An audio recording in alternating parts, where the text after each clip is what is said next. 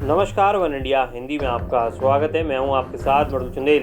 भारत में रोजाना जिस तरह से कोरोना के केस आश्चर्यजनक तरीके से बढ़ रहे हैं, उसे देखकर वैज्ञानिक हैरान हैं। ओमिक्रॉन वेव शुरू होने के बाद हर दिन लगभग 40 से 45% मरीज रोज बढ़ जा रहे हैं। दुनिया भर की संस्थाएं अब ये आकलन लगा रही हैं कि जब इस लहर का पीक आएगा तो भारत में 24 घंटे में कितने केस आएंगे। अमेरिका के हेल्थ एक्सपर्ट ने अपनी रिसर्च में कहा है कि भारत में कोरोना की मौजूदा लहर का पीक अगले महीने यानी फरवरी में आएगा। उस दौरान देश में रोजाना 5 लाख केस आएंगे।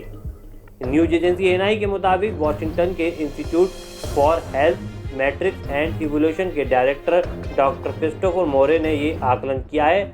डॉक्टर क्रिस्टोफर मोरे ने कहा, भारत ओमिक्रॉन वेव में प्रवेश कर रहा है जैसा कि दुनिया के कई देश कर रहे हैं, और हमें अनुमान है कि जब इसका पीक आएगा तो पिछले साल डेल्टा वेरिएंट के मुकाबले इसके ज़्यादा केस आएंगे।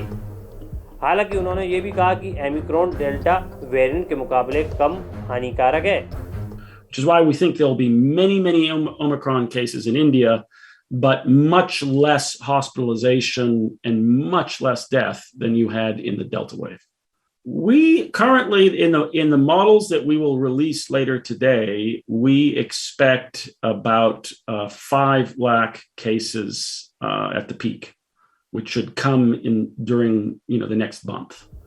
आपको बता दें, ओमिक्रॉन वेव का अनुमान बताते हुए डॉक्टर क्रिस्टोफर ने कहा, नए केस के मामले में रिकॉर्ड बन रहा है, लेकिन अगर बीमारी के असर की बात की जाए तो ये कम खतरनाक है। वहीं डॉक्टर क्रिस्टोफर ने कहा कि वो पूरा डाटा बाद में जारी करेंगे, लेकिन मूल बात यह है कि भारत में अगले महीने यानी कि फरवरी में इस लहर का पीक आ जाना चाहिए। इस दौरान 5 लाख केस रोजाना आएंगे। क्या भारत में हाइब्रिड इम्यूनिटी विकसित हुई है, इस वजह से ओमिक्रॉन कम खतरनाक होगा? इस सवाल के जवाब में दक्षिण अफ्रीका का उदाहरण देते हुए उन्होंने कहा कि वहाँ पर डेल्टा और बीटा दोनों वेरिएंट का संक्रमण बहुत ज़्यादा था।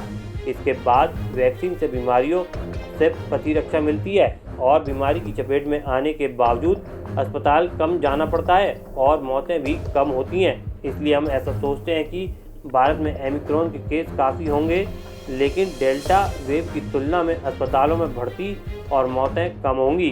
डॉक्टर क्रिस्टोफर मोरे ने अपने अध्ययन में कहा है कि 85.2% संक्रमण के मामले में तो लक्षण दिखेगा ही नहीं, लेकिन इनमें से कुछ लोगों को अस्पताल जाने की नौबत आ सकती है।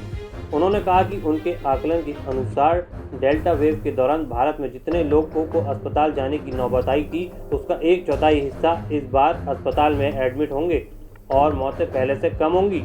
उन्होंने कहा कि पुराने लहर की तुलना में ओमिक्रॉन 90 से 95% कम खतरनाक है, लेकिन बुजुर्ग लोग बीमार पड़ेंगे, इसलिए उन्हें ज़्यादा सतर्क रहने की ज़रूरत है।